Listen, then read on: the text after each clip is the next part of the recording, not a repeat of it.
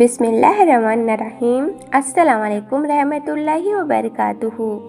میرے پیارے ناظرین، آج کی ویڈیو میں ہم آپ کو بتائیں گے کہ پل صراط کہاں موجود ہیں اور وہ کون لوگ ہوں گے جو اس خطرناک پل سے صحیح سلامت گزر جائیں گے۔ آج کی ویڈیو میں ہم اسی کے بارے میں بات کرنے والے ہیں۔ اس پل صراط کو ہی پار کر کے ہی ہم اس جگہ پر پہنچ جائیں گے جو ہمارے لیے اس دنیا میں اچھی زندگی گزرنے کا انعام ہوگا۔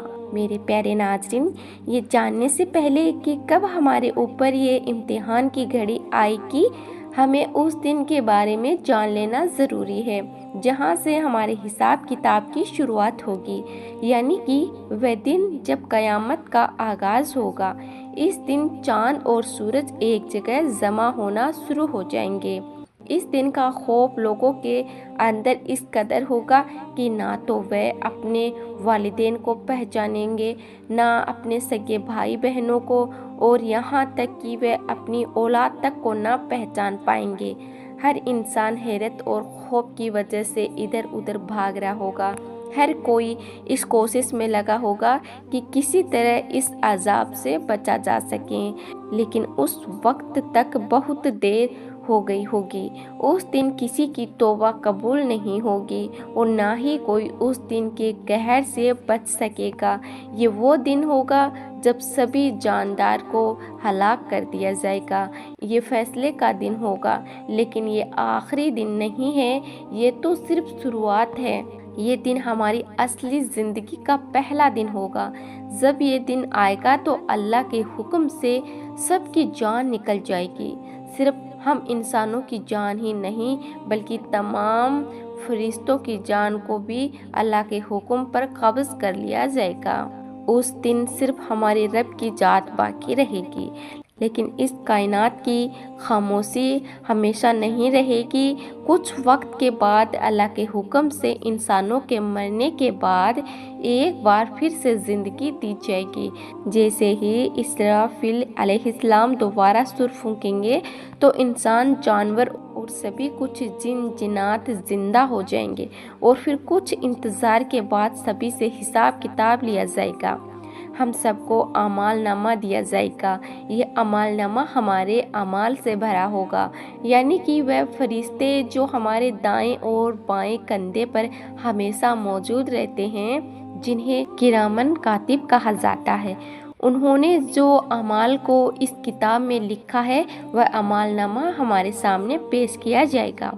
یہ اعمال نامہ ہمارے اعمال سے بھرا ہوا ہوگا۔ اس کے بعد ہماری نیکیاں اور ہمارے گناہوں کو تولا جائے گا۔ ہمارے اعمال کو تولے جانے کے بعد ہمیں پل صراط تک لے جایا جائے گا۔ اس راستے کے نیچے جہنم ہوگا۔ اس پل سے گزرنا ہر کسی کے لیے آسان نہ رہے گا۔ اس سے گزرنے کے لیے ہمیں 7 اسٹیج سے ہو کر آگے بڑھنا ہوگا۔ ان سبھی سٹیج کو پار کرنے کے بعد ہم جنت تک پہنچ پائیں گے، لیکن اگر ہم اس پل کو پار نہ کر پائیں تو ہم نیچے گر جائیں گے۔ میرے ناظرین، یہ پل صراط ہم انسانوں کو جنت تک لے جانے والا ایک راستہ ہے۔ جنت وہ جگہ ہے جہاں ہر انسان جانا چاہتا ہے، جہاں ہمارے لیے اللہ نے ہر طرح کی نعمتیں اور عیش و آرام رکھے ہیں، جہاں ہم اپنوں کے ساتھ رہیں گے۔ اس راستے کو پار کر کے ہی ہم جنت تک پہنچ پائیں گے۔ لیکن اب آپ یہاں سوچ رہے ہوں گے کہ آخر اس پل صراط سے کیسے گزرا جائے، تو میرے ناظرین، اس کے بارے میں ہمارے آخری نبی، ہمارے پیارے آقا حضور نبی کریم صلی اللہ علیہ وسلم نے ہمیں بہت ہی گہرائی سے معلومات دی ہے۔ میرے ناظرین، قیامت کا دن ایک ایسا خوفناک دن ہوگا کہ ہر انسان اپنی پریشانیوں میں گھرا ہوگا۔ کسی کی آنکھوں میں کسی کو دیکھ پانے کی قوت نہ رہے گی، یعنی کہ تمام پیغمبروں کو بھی صرف اپنی فکر ہوگی۔ لیکن اس وقت تک ہمارے پیارے نبی حضور نبی کریم صلی اللہ علیہ وسلم اپنی امت کی بخشش کی دعا کر رہے ہوں گے۔ پل صراط کے اس لمبے راستے پر ہم لوگوں کو 7 مرحلوں سے گزرنا ہوگا۔ اس پل صراط پر چلتے وقت لوگوں کی رفتار مختلف ہوگی۔ कुछ अल्लाह के नेक बंदे ऐसे होंगे जो पलक झपकते ही इस रास्ते को पार कर जाएंगे, और कुछ बिजली की तेजी से इस रास्ते से गुजरेंगे, और कुछ की रफ्तार हवा से भी ज्यादा तेज, और कुछ तेज घोड़े की तरह इस बाल से ज्यादा बारीक पुल से गुजरेंगे। वहीं कुछ लोगों की रफ्तार ऊंट की सवारी जैसी होगी, कुछ रेंगते हुए आगे बढ़ेंगे। वहीं कई सारे लोग ऐसे भी होंगे जो इस रास्ते को पार ना कर पाएंगे और सीधे जहन्नम में जा गिरेंगे। मेरे नाज़रीन, हम किस तरह इस रास्ते को पार करेंगे, इसका फैसला हमारी रूह की पाकीज़ा इस रास्ते से गुजरने वाले मोमिन की रोशनी इतनी ज़्यादा होगी कि वह इतने ज़्यादा ईमान वाले होंगे कि जहन्नम की आग उनसे बया करेगी कि इस रास्ते से जल्दी से निकल जाओ। इस रास्ते को पार करते वक्त ऐसे लोगों को किसी भी परेशानी से नहीं गुजरना पड़ेगा। अब हम ये भी जान लेते हैं कि वे 7 मरहले कौन से हैं जिससे गुजरकर ही हम इस रास्ते को पार कर सकेंगे। इन 7 मरहलों पर हमारी ज़िंदगी के मुख्तलिफ पहलुओं के ऊपर सवाल होगा। पुल सिरात का वह पहला मरहला जिसके बारे में हमसे पूछताछ की जाएगी वह हमारा ईमान। सबसे पहले हमारे ईमान के बारे में पूछा जाएगा। हमसे सवाल किया जाएगा, क्या दुनिया में रहकर हमने उस ईमान को कबूल किया जो हमारे दिल के सुकून के साथ था? क्या हमने उस ईमान को पूरे दिल और खुलूस के साथ अपनाया? अगर हमारा ईमान अल्लाह पाक पर, फरिश्तों पर और अंबिया पर मजबूत होगा तो हम इस पहले मरहले से बहुत आसानी के साथ गुजर जाएंगे। इसके बाद हम दूसरे मरहले की तरफ पहुंचेंगे। दूसरे मरहले पर हमसे नमाज के बारे में सवाल किया जाएगा। हमसे पूछा जाएगा, क्या तुमने वह इबादत करी जो तुम्हारे अल्लाह ने तुम पर दिन में 5 बार फर्ज करी है? अगर हमने अपने फ़र्ज को बखूबी निभाया होगा तो हम इस दूसरे मरहले को भी पार कर लेंगे और फिर तीसरे मरहले की तरफ रवाना होंगे। तीसरे मरहले में हमसे ज़कात के बारे में सवाल किया जाएगा कि क्या हमने अपनी दौलत को ज़रूरतमंदों के साथ बांटा या नहीं, क्या हमने उनका हक उन्हें दिया या नहीं। पुल सिरात के चौथे मरहले पर हमसे रोज़े के बारे में सवाल किया जाएगा। हमसे पूछा जाएगा कि क्या वह रोज़े जो अल्लाह ने तुम पर फ़र्ज किए तुमने उन्हें रखा या नहीं। अगर हमने अपने रोज़ों को अल्लाह के हुक्म के मुताबिक पूरा किया होगा तो हम जन्नत के एक कदम और करीब पहुंच जाएंगे। पुल सिरात के 5वें मरहले पर हमसे हज के बारे में पूछा जाएगा। यहाँ हमसे सवाल किया जाएगा कि अगर अल्लाह ने तुम्हें मौका दिया और तुम्हें माल दौलत से नवाजा था तो क्या तुमने अपने इस फ़र्ज को पूरा किया या नहीं। अगर हम यहाँ से भी पार हो गए तो हमें पुल सिरात के 6ठे मरहले की तरफ रवाना कर दिया जाएगा।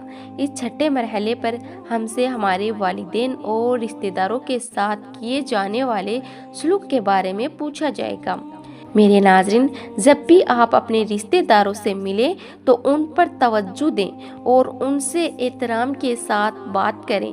अगर कोई इंसान ये चाहता है कि उसके रिज़्क में इजाफ़ा हो, बरकत हो और उसकी उम्र में बरकत हो और उसकी उम्र बड़ी हो तो उसे चाहिए कि वह अपने रिश्तेदारों से ताल्लुकात अच्छे रखें। जिन रिश्तों से रिश्तेदारियां टूट चुकी हैं ये खुद जाकर बिना किसी शर्म के सिर्फ अल्लाह के लिए उनसे रिश्तेदारियों को जोड़े। अगर भले ही गलती इसकी नहीं है तब भी ये अपनी गलती कबूल करें या उनसे बेवजह माफ़ी मांगे, लेकिन किसी भी कीमत पर रिश्तेदारी ना तोड़ें। अगर कोई इंसान अपने वालिदैन का फरमाबरदार है और उनका एहतराम करता है तो सिरात के इस मरहले से भी बहुत आसानी से गुजर जाएगा और जन्नत के एक कदम पहले आखिरी मरहले तक पहुंच जाएगा। अगर हम इन सभी मरहले से आसानी के साथ गुजर जाते हैं तो आखिरी मरहले से हम बिना हिसाब किताब के गुजर जाएंगे और हुजूर सल्लल्लाहु अलैहि वसल्लम जन्नत के दरवाजे पर हम सब का इंतज़ार कर रहे होंगे। मेरे प्यारे नाज़रीन, इसमें बताए गए बहुत से काम ऐसे हैं जो आसानी से इंसान कर सकता है, लेकिन एक काम जो मुझे लगता है कि ये बहुत मुश्किल है इंसान के लिए, वो है रिश्तेदारों को बनाए रखना, उन्हें जोड़ना।